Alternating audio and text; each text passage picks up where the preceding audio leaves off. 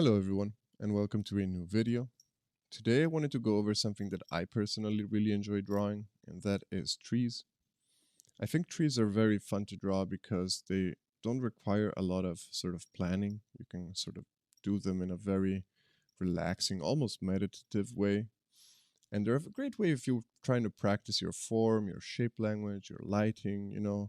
They're structurally very simple. You just have a canopy and a trunk, usually in branches or whatever, but you don't really need to focus on anything being done in a specific way because they're very organic. And because of that, they also lend themselves very well to mistakes. So you don't have to worry too much about stuff. And because of that, I always really enjoy drawing trees with pens. So if you want to try and practice your drawing in pen directly and your sort of confidence, I think trees are a very good way to do that. So let's start from somewhere where everyone starts from. And just for your information, this will not be a tutorial or anything that is like super in depth or like realistic trees or whatever. It will more be a sort of way for you to doodle trees from imagination and, you know, experiment with texture, experiment with shape language, with lighting, all this stuff, and create some, micro environments, and also maybe populate some of your scenes with, trees. So let's start from somewhere where everyone has at least once, something that everyone has at least once in their lifetime drawn or seen or whatever, and we can, call this the equivalent of the tree equivalent of a stick figure, and that is the stick tree, if we will. And it basically just looks like this, right? And that is a very, very simple, in fact, the most simple abstraction possible of a tree. We have a canopy.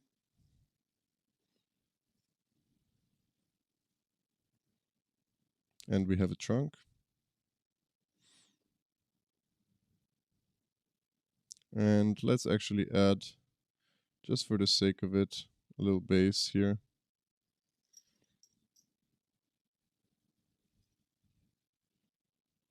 And I'm sorry, but I always need to get myself a piece of like scrap paper too, with some nice fish on it as well, to avoid smudging the paper.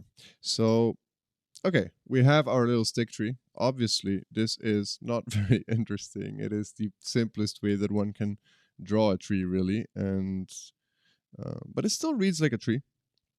The reason why it still reads like a tree is because the sort of relationship between the different elements present here are still sort of the same, right? We still have a canopy on top, and I guess the circle is basically the simplest way that we can abstract this sort of shape. The same goes for the trunk. It's underneath, and the simplest way that we can draw that is some form of a rectangle, right? And then I guess we have the base. I think the base can be very helpful because it's kind of awkward if the trunk sort of ends into nothingness, and I think adding a base really sort of creates this idea of a micro environment, almost, of something that is, self-sustained. I don't know if that makes sense. But how can we sort of take this to the next step, right? I think the first and simplest way that we can do that is by taking these two-dimensional shapes and starting by, converting them into three-dimensional forms. How do we do that? So we can take our circle, and if we add lighting to a circle, to a sphere, right? Let's say that the lighting source is our somewhere around the top left of the scene. We can think of this as the sunlight, perhaps. This will then create a sort of shadow on the bottom right side of the sphere. I'm just going to hatch it in.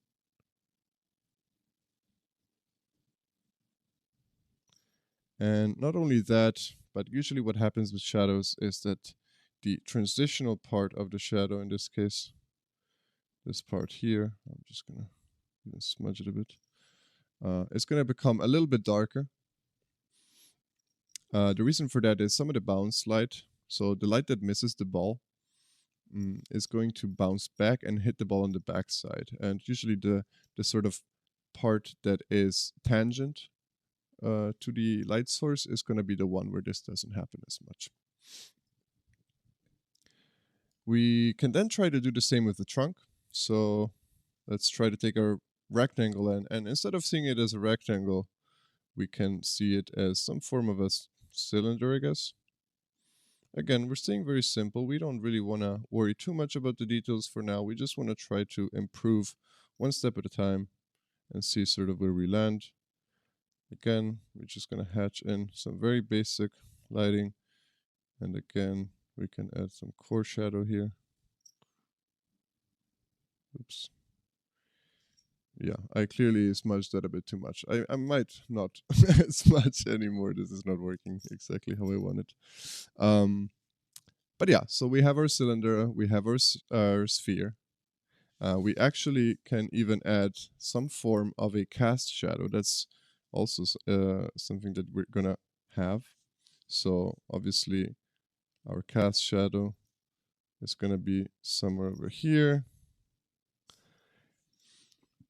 And I guess our base even we can think of as some form of a upside down plate if we want, or like a squished half sphere. The lighting of this is going to be very simple. It's going to be similar to that of a sphere, but I guess unlike the sphere, it is, you know, the shadows are not going to wrap around all the way, of course. Okay, so we have these three forms. Oh, and by the way, for the base, I'm not sure that we want to necessarily draw the cast shadow, because in this case, just for the sake of what we're constructing here, the base is still part of the scene, but if we're casting a shadow from the base, what are we casting a shadow upon, right? We would then need to add another elements. And for now, I just want to play with these three elements for simplicity. And of course, we can then go and expand upon this concept. But for now, let's stick to simple shapes. So let's try now to reassemble our little stick tree. And in the process of doing that, let's see if we can notice something changing. So once again, we're going to draw a canopy.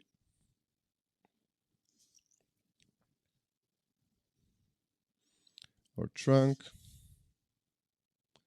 And our base.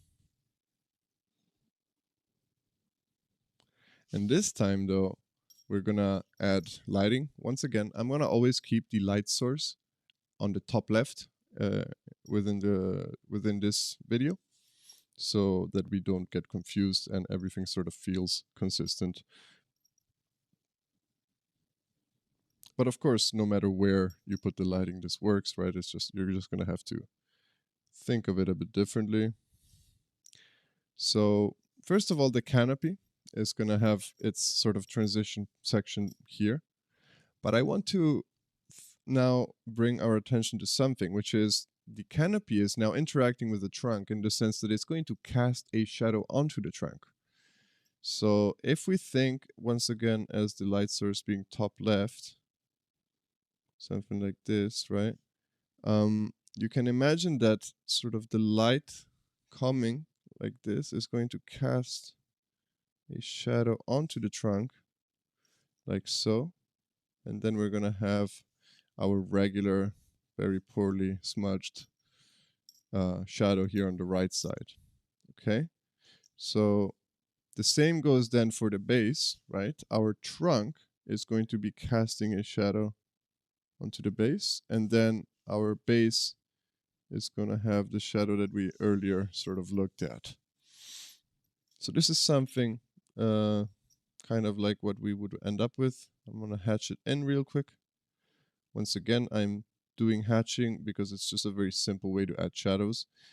If you want to do this in a similar manner, I think a good tip is to always keep the hatching sort of constant in terms of distance between the strokes. And another good thing that you can do is to try and sort of have the hatching follow the direction of the lighting, like in this case. Okay, so we add the base lighting. Now we can add the core shadows being slightly darker by slightly changing the angle of the hatching, right? And actually, the area here where the canopy is casting a shadow onto the trunk is going to be even darker because there is what we can call ambient occlusion. Now, occlusion happens in areas where the light has a particularly difficult time reaching. That could be crevices, stuff of this nature. And in those areas, even all the bounce light, all of the different light particles that are, getting there indirectly are going to have a particularly hard time reaching. And because of that, we're going to have a very, very dark sort of section. Oops. Okay, something like that. It did not really work as well, but it should be something like this. Okay. Next up, we want to learn how to add some detail to this, right? Because we've created now a three-dimensional sort of stick tree, something that maybe, is slightly more realistic in the sense that it has a third dimension, but it still does not have any character, right? It's lacking any form of detail or character, any shapes, any texture, anything, right? So how do we do that? Let's start, for example, with the canopy. Now, the canopy, instead of it being a sphere, we can try to think of it as a, conglomerate of spheres, I guess you could say. So, for example, we can say we have one sphere here, a small sphere here, and we can kind of create some form of a cloud structure. Something like this. And now all we need to do is we need to figure out within this cloud structure, how does the light hit these spheres, right? So this is one sphere, right? So I can imagine that the lighting, once again, we're thinking always as top left as the direction. This is another sphere here, right? So we can clearly see that the lighting would hit somewhere like that. And I'm just drawing right now the transition point of the lighting. So that would be this line here. This sphere here, which feels like it's a little bit more hidden somehow, right? It's a bit more sort of inside the other spheres. But of course, it doesn't have to be perfect. You're just kind of really trying to approximate the position of these spheres. Here, there's also this like kind of big sphere, but it feels like it would be underneath this other one. So I don't know. Maybe we can add a little bit of a highlight here. Okay.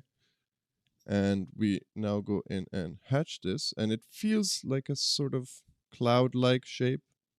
And one thing that we can also try as we hatch it is to kind of follow a little bit some of the direction that these spheres go into, right? So basically not hatching the whole way immediately, but just trying to break down some of these hatching lines into the individual spheres. And this is how we can kind of combine these. I'm going to add now my usual core shadow, which I always feel makes everything pop a lot. And there we go. We made a very basic, I guess, cloud-like form, right? I love drawing trees with canopies that are like this. I think it's very satisfying. It's very simple to do. It doesn't require a lot of effort. As you can see, it took like 1 minute. But of course, we can also play around with the actual shape language. The shape language would be the sort of what are we communicating with these shapes, right? This is very soft. It's very friendly. It's very cozy, right? But we can also try to go for something that is a lot more energetic and maybe like a bit more spiky. And I'm not gonna worry too much about how I'm drawing these shapes right now. Again, this is purely about the shapes, right? And you can see that these two silhouettes, if we just look at the silhouettes, are very different. We can still light this up in a similar manner, right? The only difference maybe is that now also the transitional points of the light are gonna have this kind of more edgy tone to them. So maybe it's gonna be a little bit more aggressive.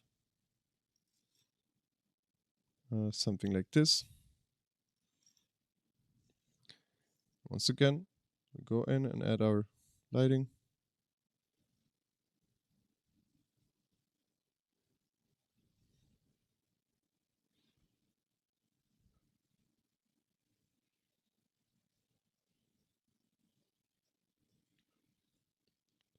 And just like that, we've achieved something that, in a sense, has a very different kind of feel to it, right? Without really changing too much what we drew. At the end of the day, it's just still abstract shapes. But I think that this is a very good practice, a very good way for you to experiment with style, for example. What do I want my tree to feel like? And obviously, you can apply this to different things. It doesn't have to be trees. Shape language is always used. But, you know, in this context, this is an example of it. Let's move on to something slightly different. We looked a little bit at how to construct the canopy.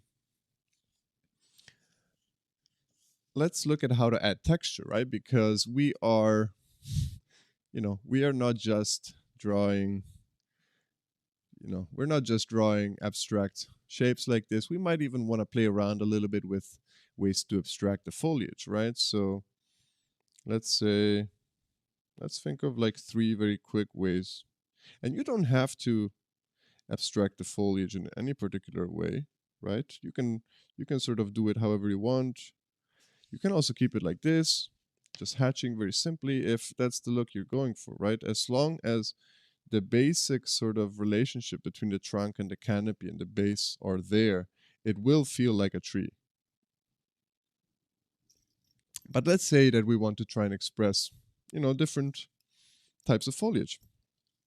Something that, for example, I used to do a lot was a pattern that was done kind of like this. This is basically something that I used to do a lot because it's very meditative and it's a kind of nice way to escape. You can do this over and over. And the idea is to basically draw 3 lines in a different direction every time, trying to avoid sort of repeating patterns, trying to create something that feels very cohesive, but that has no repetition. And yeah, this can be a very interesting way to draw some texture, right? It's a very abstract way because you're not giving any depth to it. You are just effectively drawing weird, hitch, crisscross lines. And it feels almost like, how do you call it? Like how you make baskets. There you go. Sorry.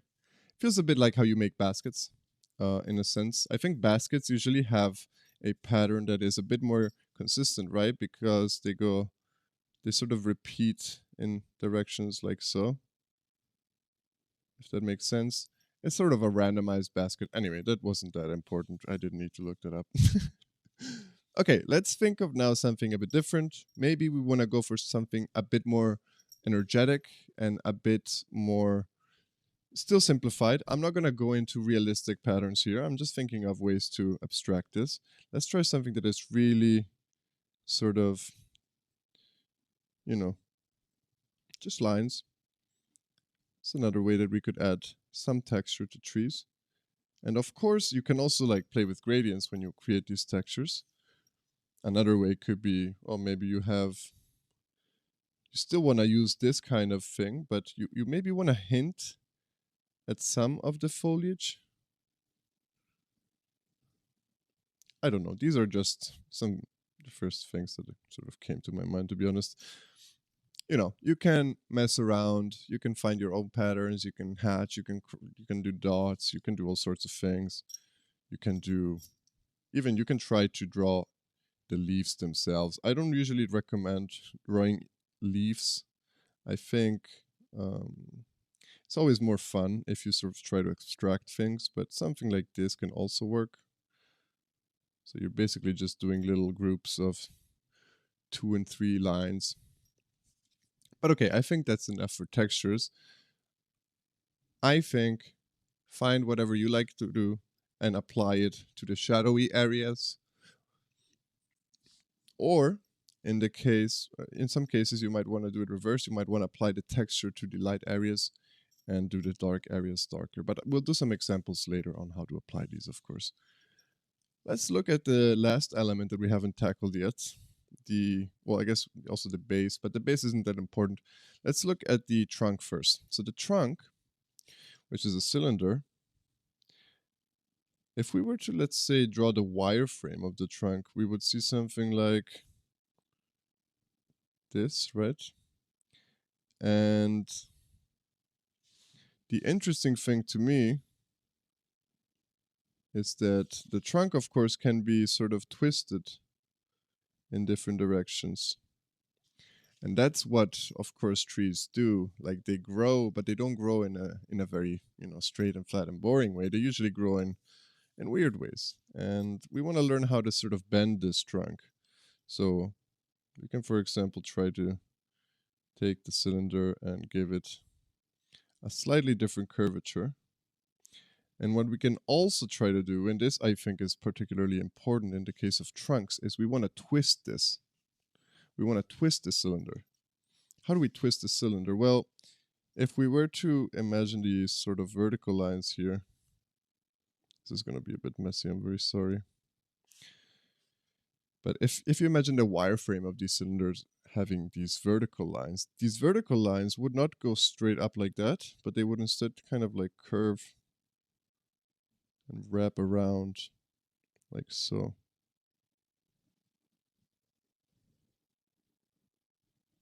Okay, so what this means is that we are taking this and we are rotating it around its y-axis.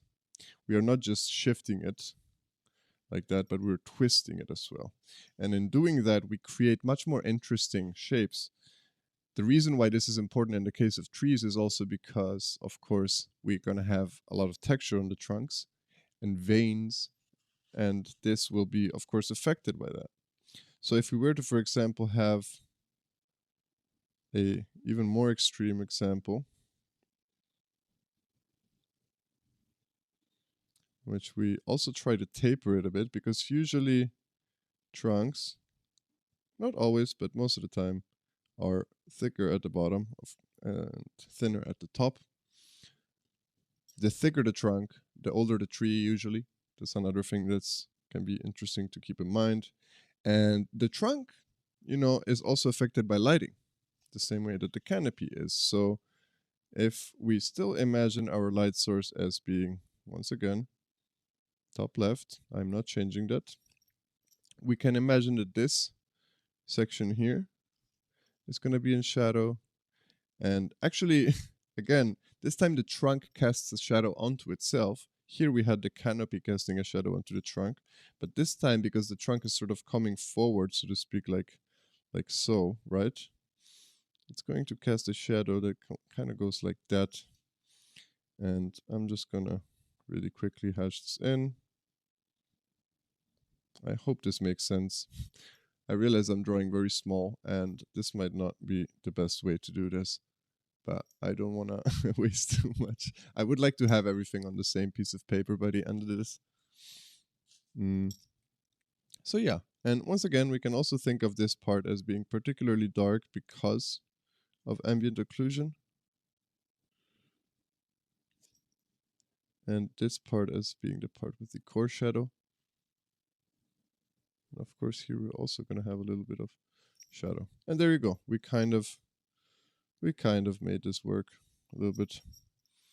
So we've taken the cylinder, we've twisted it, and we've added lighting to it.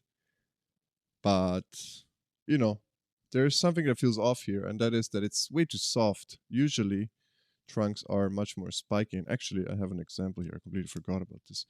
But I have very little. I'm trying to dabble into bonsai, basically. And this is a little tree that I planted, or a cutting, basically, that I'm trying to turn into a tree. And you can see how, even on something this small, you still have a lot of it's hard to see because of the leaves, but you have this little, let me see if I can, bump here. You have a lot of imperfections. You have a lot of texture onto the trunk itself. A lot of weird sort of, stuff. And obviously, this is a miniature tree. It's not going to have, and it's just 2 years old. So obviously it's not going to be the most textured trunk ever. But, if you have a big real tree, you're going to have very barky, very flaky bark, very intense look to it, and the veins are going to become even more apparent. So one way that I think we can do that is by trying to stay maybe more moving in the direction of this kind of shape language when it comes to the trunk. And I will try to not focus too much on what comes out here, right? I'm just going to try and go very spontaneously and create something here. Okay, so we have our first line here, and we can see that this is very, very sort of interesting. I'm going to try to add some depth to it and try to flesh it out a little bit. And actually, I also want to maybe fork it so that it's not just one line, but it's perhaps a couple more.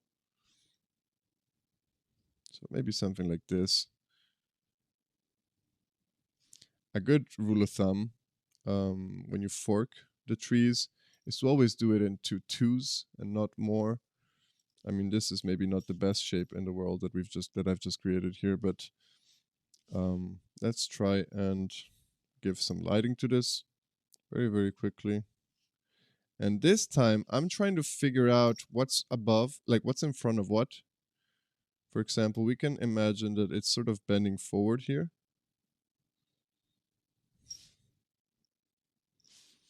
And I like to be a bit messy when I do the trunk. I like to do all sorts of lines. It doesn't need to be perfect. And we're also going to add a couple of veins. We're trying to think here of how does this tree really twist?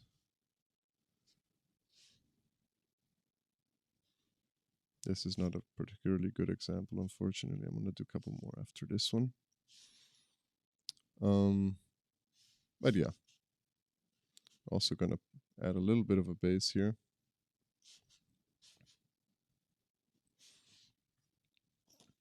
Okay, so not the greatest. Can happen, you know, if you do stuff that is very random like this without worrying too much about the shapes that you're going to create. But I think that's part of the fun for me.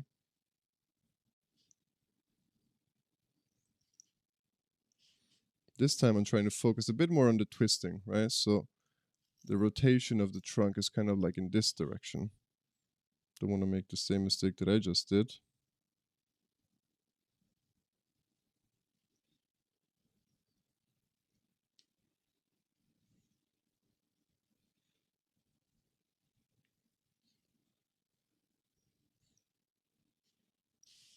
Okay.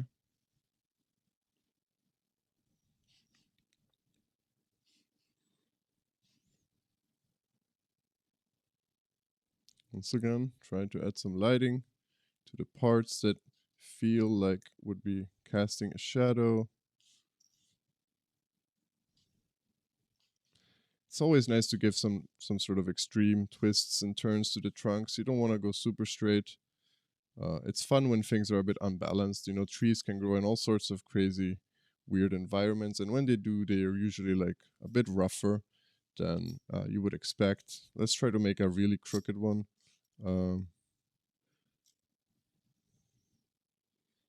Something maybe like this.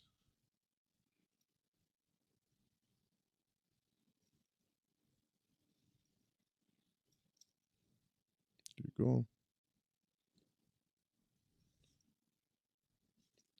With really crooked, I meant more like really imbalanced somehow. This feels very, you know, it's all moving in one direction. Maybe because the wind sort of shaped it a little bit and made it very asymmetrical. Again, I'm forking all of these branches. I don't often draw the branches because they're very frequently covered by the foliage. But in this case, just because we're drawing the trunk, why not sort of add them? We'll add a little base. And once again, I mean, we have our little bark.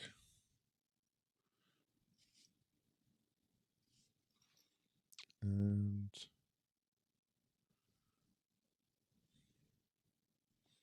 try to be very inconsistent with the texture here.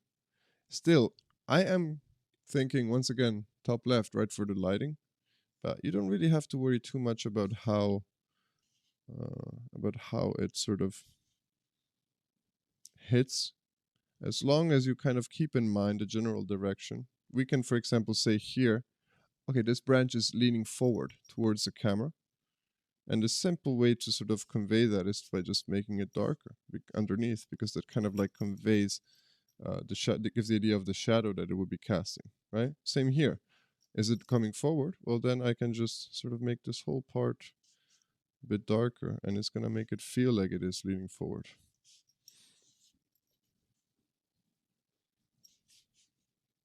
And that's kind of the way that we could draw a couple of very abstracted, simple trunks. Now, perhaps not my best examples, I'll be honest here. These are a bit rough, but it's okay. This is just we haven't even started putting everything together. That comes now, right? For the base, just really quickly, I'll do it here in the corner.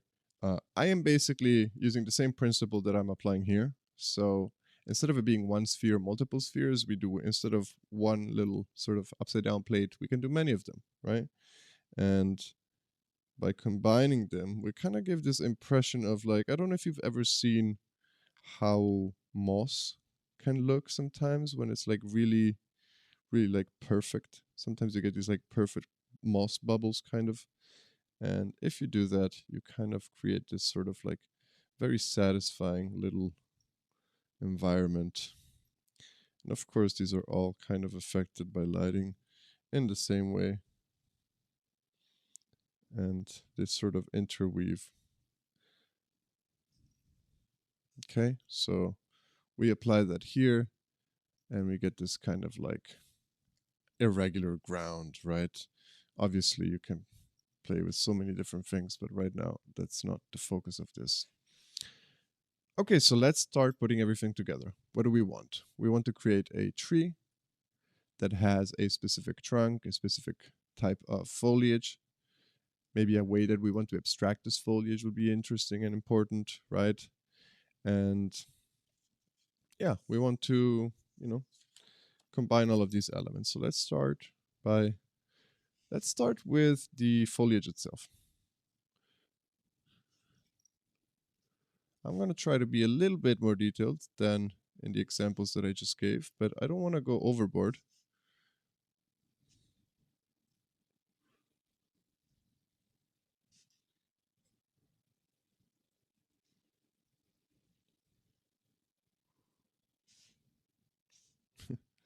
Looks a bit wonky. It's okay. We'll see if we can kind of fix it.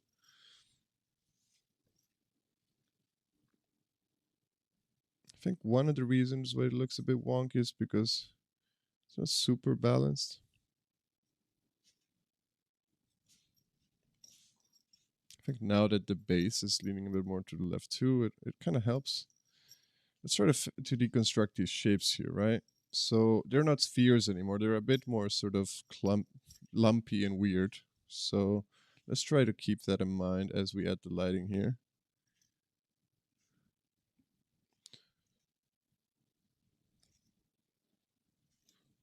Very simple shapes, once again, but a bit more detailed than prior. And when it comes to the foliage itself, let's try, well, actually first let's try something very, I like something simple and dirty and a bit messy. But in this case, it's a very soft feeling tree. So let's try to go with something that is a bit similar to this kind of foliage here, maybe.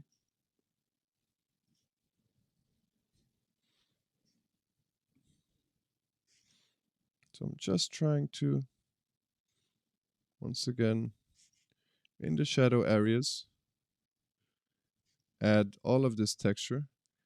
Now, because I'm adding the detail in the shadow areas, and this is something that I think is interesting, this kind of means that the image is overexposed because the information is lacking in the bright areas.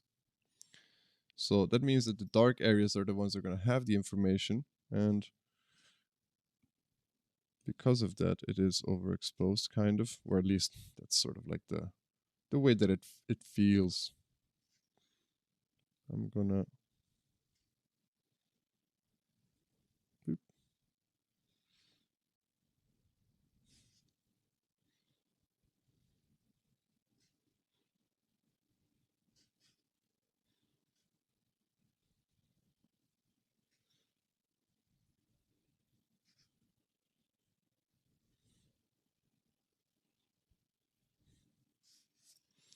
All right, it's a bit hairy. It looks a bit weird.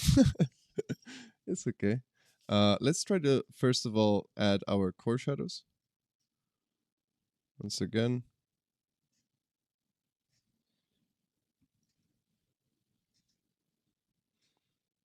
I'm staying very dirty. I'm not being very precise here. I mean, you can of course find your own ways to do this kind of textures, that things that you like to do. Also, for example, another thing you can do is you can kind of try and represent form. For example, here maybe it's not purely darkness, but maybe just adding a couple of hints is going to help give that sense of this being a bit more 3D. And another thing we can do is we can sort of break up a couple of these transitional areas, adding a few more leaves here and there. And there we go.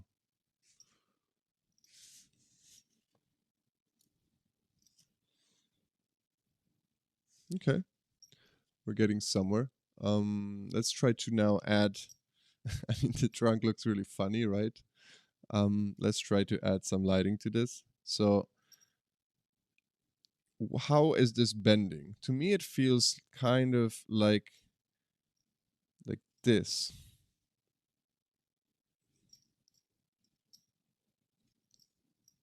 Does that make sense? So it's kind of like twisting like this, and it's coming forward. So this whole section here is going to be dark, in my opinion. Here, of course, it's going to be dark just because it's on the right side. Here, it might not be as dark because this part is sort of protruding.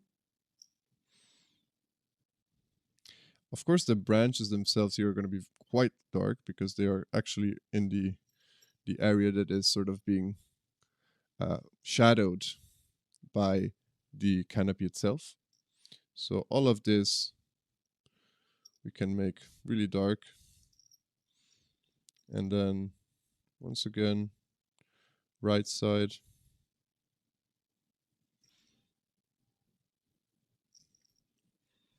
And even a little bit here maybe.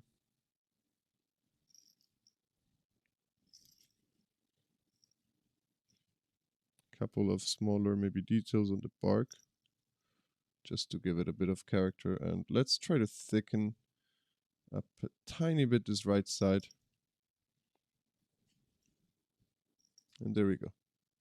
We have a very basic trunk. We just now need to add maybe some cast shadows here. Couple of hints of shadows on this grounds layer. Maybe even a couple of leaves. Or, not leaves, grass patch. Okay, very simple. Obviously not exactly how trees look in real life. That's not what I'm trying to achieve here. But, you know, we just constructed this very quickly, very intuitively, and it still feels like a tree. Maybe has some cuteness to it, right? Playing around with the relationship between the sizes of this also is going to give drastically different results, right? But let's try a different tree. This time I want to go for something a lot rougher somehow, a lot more angry. Let me think. Maybe, I mean, first of all, I want to try and flip the shape. So it is normal for trees to have a canopy that is kind of dome shaped like this. But let's try to even make it more absurd, right? Let's try to flip it somehow and make a very bad hair day kind of tree.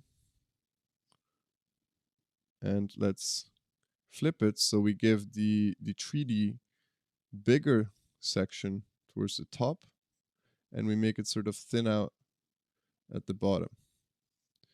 And I want to make this kind of very energetic.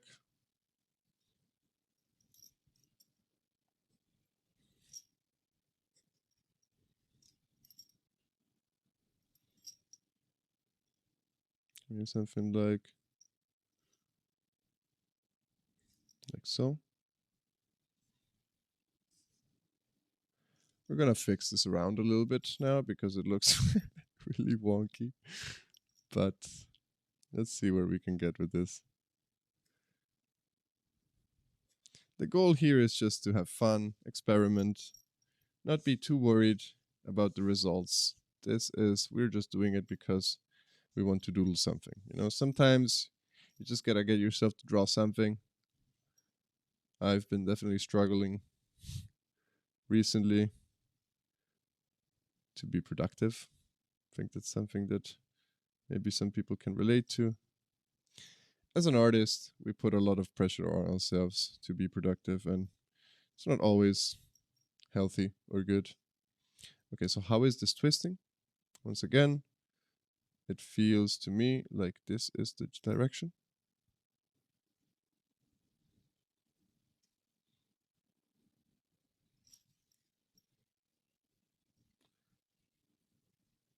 I'm gonna add a second branch here just because it looks a bit too wonky.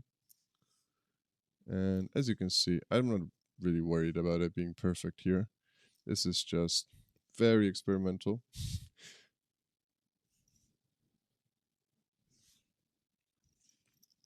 Okay, and now, once again, because this is coming forward, well, first of all, we can add some very simple hatching here and here.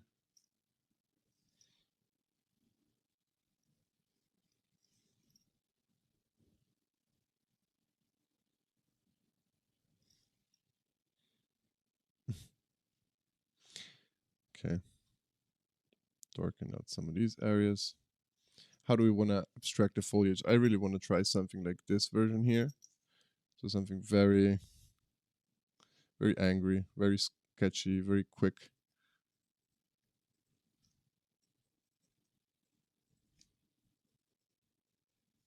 Also depends a lot on the medium you're using, right?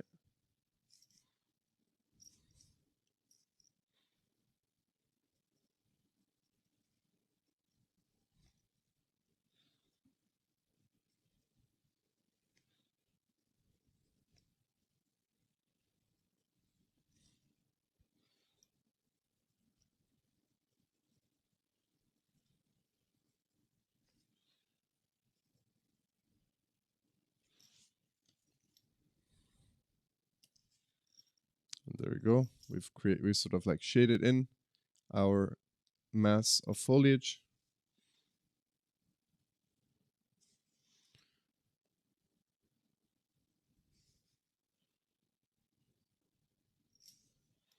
Just gonna try to add a little bit of lighting. Maybe we can even add a very tiny ladybug. I used to have a bonsai tree that was stolen from my balcony, believe it or not. And on this bonsai tree, at some point, a little ladybug came and started living there. And since then, I always like to draw ladybugs on trees.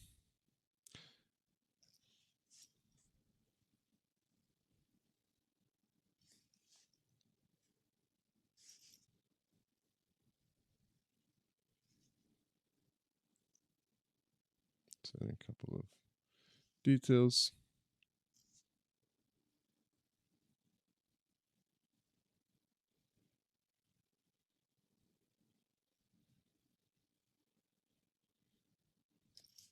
Maybe a little dandelion, right? Always works. Okay. So this is kind of what we ended up with. Very rough.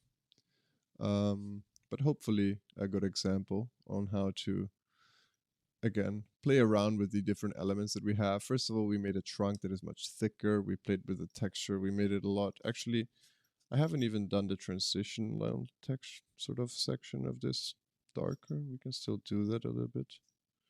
It is very dark already, so this will be less effective. But, you know, something maybe like so. Okay. Of course, the foliage mass of a tree is not just going to be a single mass, like in this case. Often, you know, you're going to have different clumps attached to different branches. They're going to interact differently. It's not always going to be a singular thing like so. So I would also encourage breaking down those sections.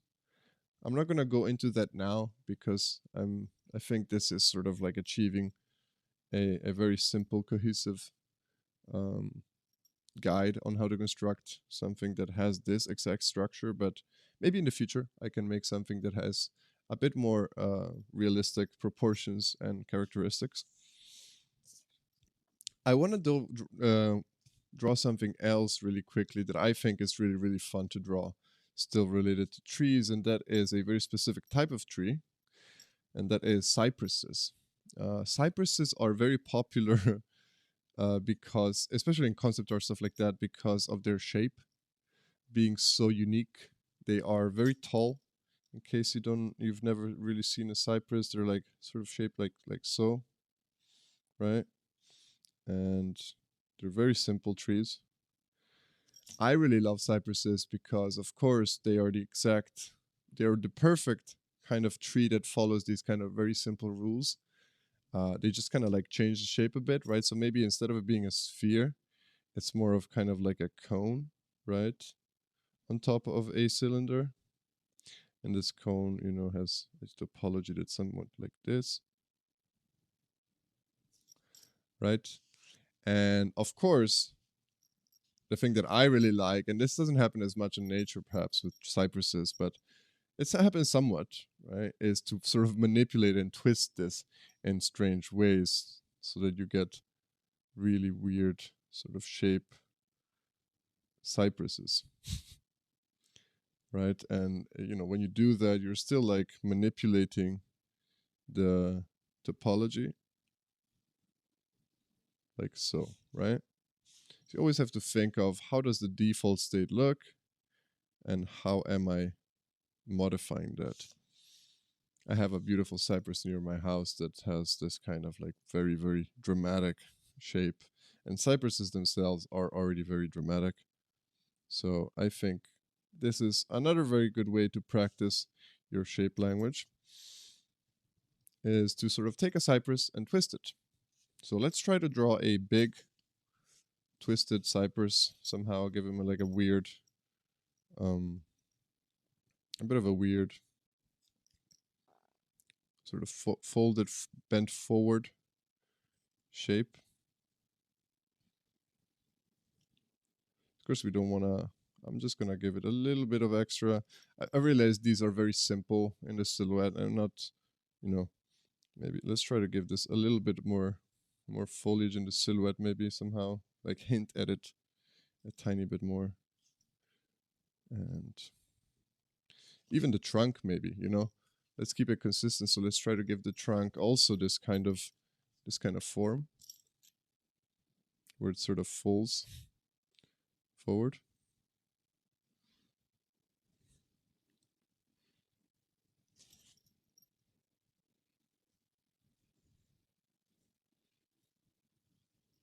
I hope this kind of makes sense. So now, once again, I'm going to consider the lighting as coming from the top left. And in the case of the cypress, it's a lot easier almost because, you know, it is just basically a big cone.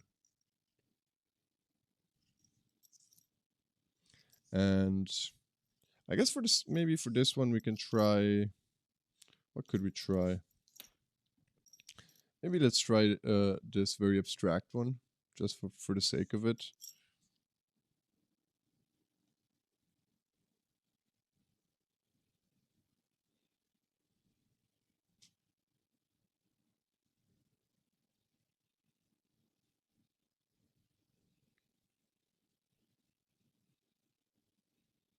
This is the part that I find really fascinating, is that, again, like, you can really play around with this sort of rules and it still will work.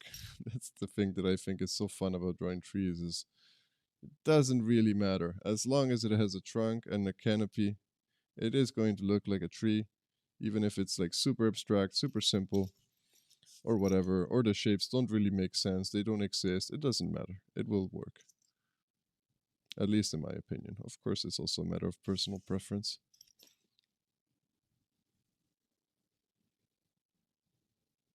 I also like to not go all the way to the edge sometimes when I add the shadows, because of this reason here that I was explaining with the bounce light. When you leave like a white kind of rim, it gives the impression of what is called rim light. A rim light is a very dramatic kind of sort of light that helps enhance a lot and make the deform and make this whole thing pop a little bit more. So it can be good, but of course one needs to remember not to go all the way to the edge, which I don't always do.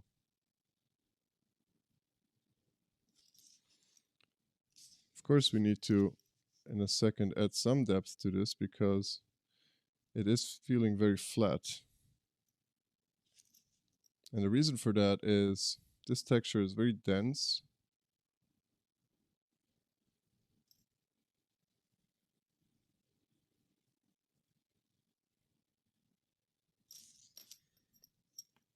This texture is very dense. For example, here, well, first of all, let me add some of the usual darker transitions. Here also I feel like I can kind of fill it in a bit more. Here is the occluded areas.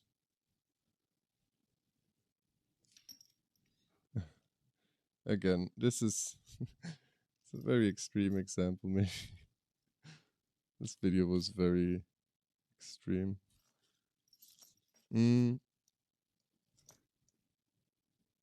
Okay, and then let's worry about the trunk. Again, this part is maybe completely in shade because it's so close to the canopy. This is bending forward, like so. And here we can have a little bit of lighting, like so.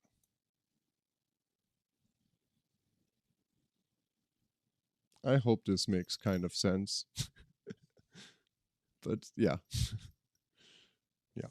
It is what it is. It is what it is. Okay, let's try maybe one last thing with the cypress, because we drew already two of the other one. Maybe let's try to take two cypresses and let's twist them together, right? Again, we are trying to practice form, three-dimensionality. How do things behave? How do they move? How do they, all of this kind of stuff. And I think, twisting together cypresses is probably a very good way to do that. So basically, let me see if I can do this correctly, first of all. We're going to have one cypress goes like this, kind of. Another one is over here.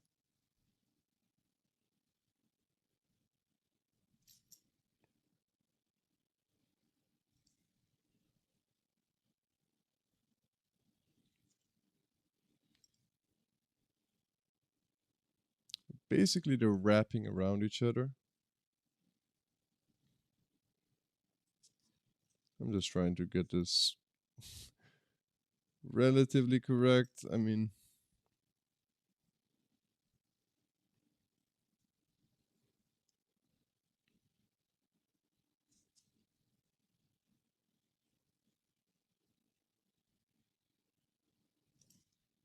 something like that. Feels like a bit of a weird shape, admittedly, but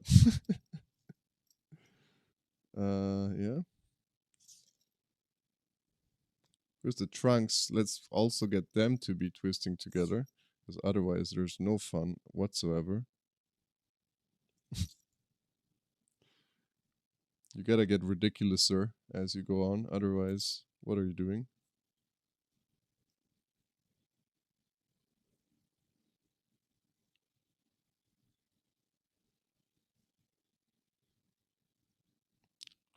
These are two very, very in love cypresses, clearly.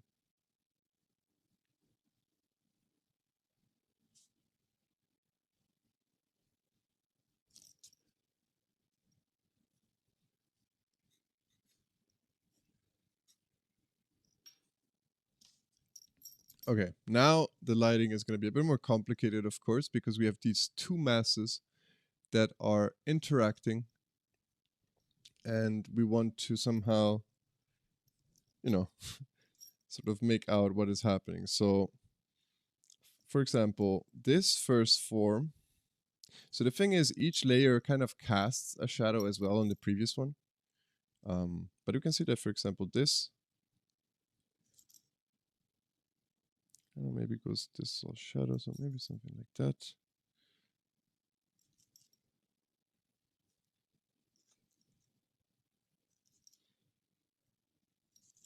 I would say maybe something like this now without getting too precise. And actually for this maybe we can even use something completely different like a Copic marker. Let's see, but before I go on, let's try to figure out the trunks. Again, obviously, don't get me wrong. This is not how trunks look on cypresses. I mean, this is not how trunks look in general. You know, you take this and you kind of twist it a bit more, you get something like that. And you take the leaves and you make them a bit more dense because it's an older tree.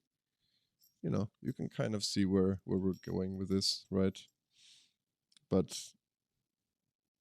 you don't have to follow the rules always. You can just kind of like use the rules as guideline and break them.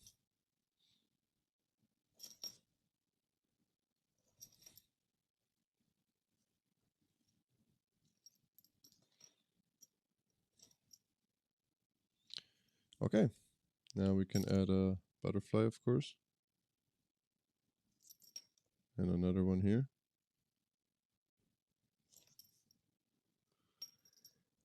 And a mushroom, because why not? I always like to do these little microenvironments and stuff.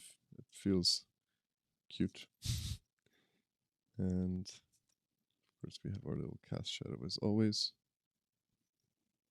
It just feels like it should be maybe even darker. Hopla.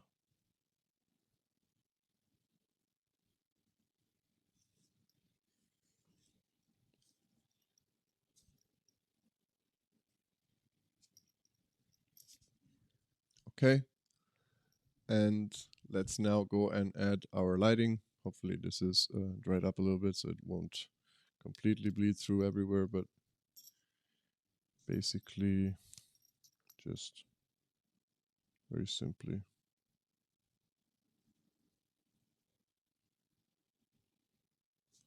I'm gonna try and leave an edge for the rim light as I was mentioning earlier.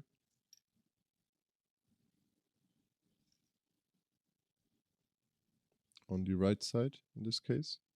That's where I want my sort of contour light even, you can call it, right, to be. In order to basically make the form pop even more.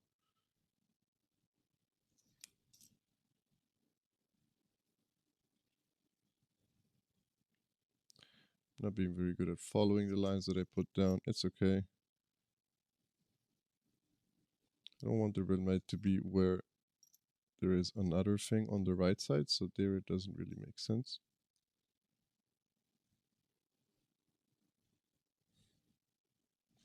You can see how this feels very smooth. We made a very smooth cypress here. Very satisfying, kind of.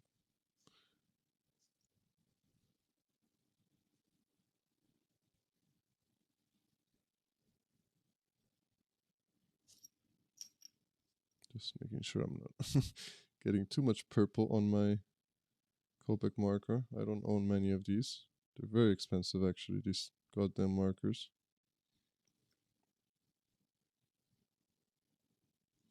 Okay, and there we go. We have kind of completed our little twisted cypress experiment here. And I'm gonna say I think it's turned out pretty funny looking. We can still add some details. So one thing that we can do is we can try to, describe maybe a little bit better the foliage.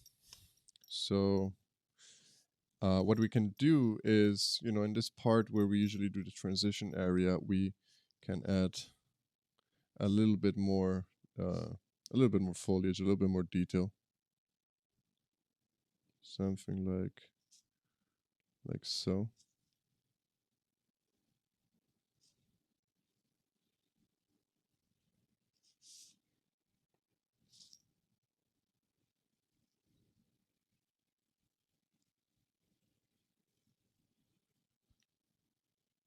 I'm also trying to kind of follow the direction that the cypress is moving towards.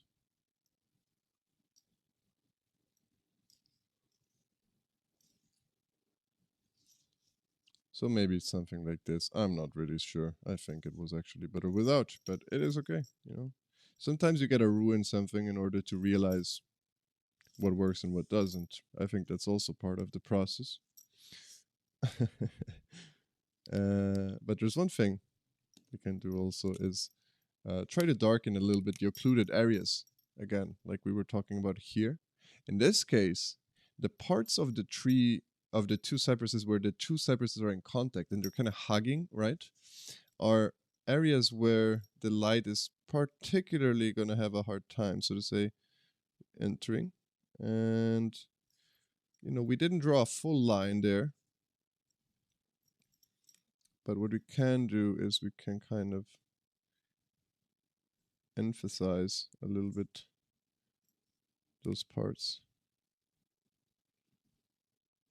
Like so.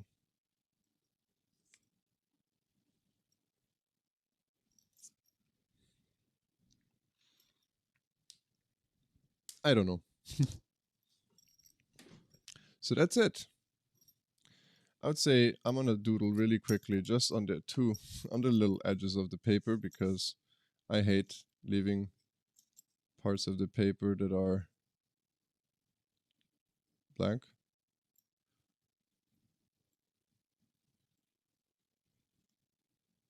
So I'm gonna do some very quick and dirty trees, because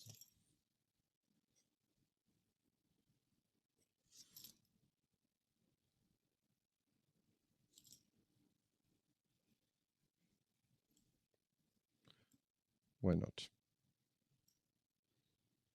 And you can see now I'm doing it a bit differently.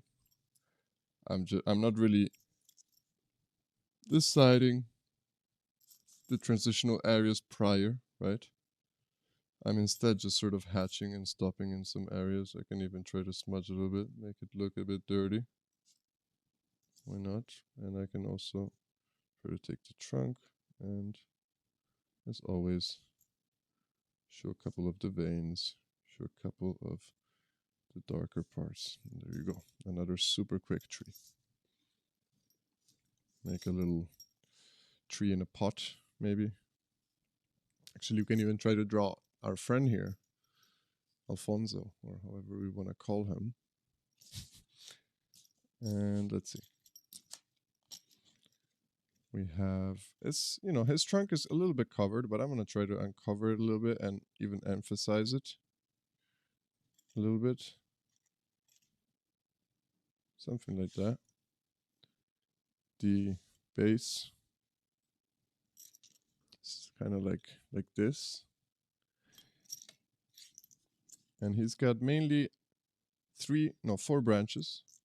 I don't like the front one. I'm not going to draw the front one. And the reason for that is, I mean, in bonsai, usually you don't want branches that come straight out of the front of the trunk because they cover the trunk. So I'm just letting this branch here right now because I want the trunk to thicken a bit, but eventually I'm going to chop it off. For now, I just want to draw the other branches. So I'm going to draw one over here, And of course, these branches now are going to have actual leaves. I'm going to try to really simply abstract those. And the same goes on this side. Very simple leaves.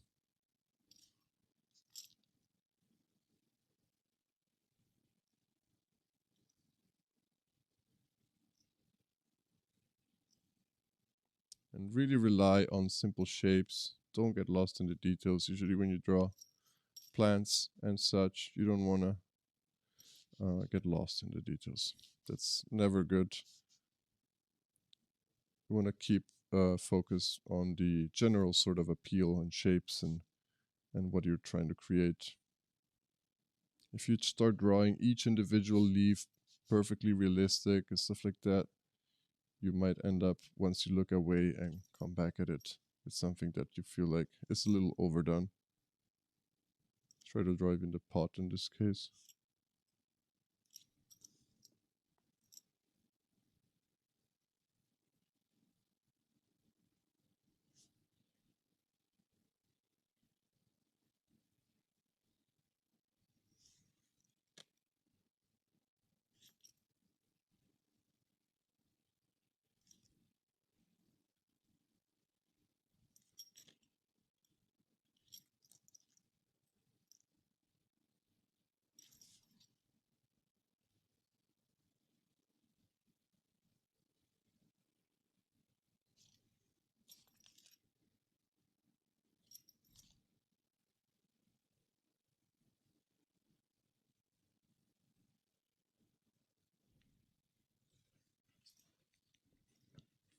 Okay, so I've removed this branch here in the front. Seems like I didn't really capture exactly the leaves as well as I wanted, but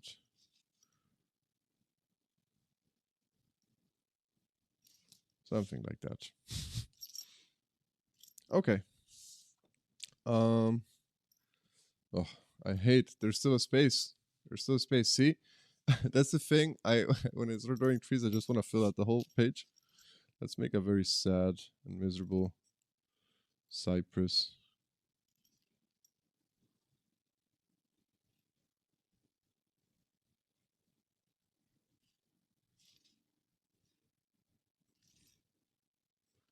He's just kind of leaning on the floor.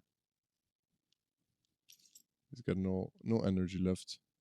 He's very tired.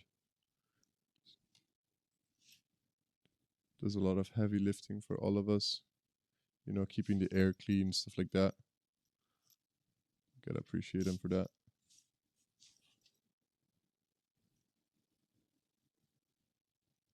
I think it's good to draw trees also because trees are very underappreciated in my opinion. I don't know. I feel like trees are really cool. You know, why don't more people draw trees? There's I don't know if you guys know Mondrian, but he is the artist that used to draw all of these colored cubes or squares that became very famous. You can see them everywhere here in Berlin. They're used sort of to decorate even like public transport and stuff like that. He's a very famous artist, and during his sort of initial phase of his career, he used to draw a lot of trees actually, which I find really fascinating. And he started drawing very realistic trees at first, and he slowly started to abstract them and tried to move away from drawing a specific tree and moving more in the direction of drawing an abstract tree or like the concept of a tree, right? And so he stripped them of all of the individual details and kind of like went to the most basic elements of them, meaning you know branches, trunk, and canopy or whatever it is, and you know also some pretty good inspiration in case you guys are interested. But okay, I will leave it at that. I mean, at this point, I don't even know what the heck I'm doing here, really. So, heart tree. I always draw this one. Okay. That is my little guide on how to draw very simple trees from imagination. I hope you had fun. I think that's the most important thing, but I hope you also learned something about just shapes, shape language, how to manipulate form, how to construct a tree in a very simple way. And yes, I hope you experiment a lot with this kind of approach. Not everything always turns out the way that you expect it. Let me take a look here if I have some trees that I can show that I've drawn in other situations. There you go. Here you can see some other some other examples. For these ones on the left side, I use actual screen tone, and I think for the line art I used a G pen, which is kind of like a manga pen, I guess. And on these on the right side, I think I used actually this exact pen. It's still very sketchy, but you can see I play around with basically the same things that I just explained. But yeah, I mean, that's basically it. I'm not gonna now go fish other drawings or get lost in the sauce here. I think this video is long enough. I hope you guys learned something. I hope you have fun drawing trees. Enjoy yourselves. Practice. Doodle. Do whatever. Have fun. Thanks for watching.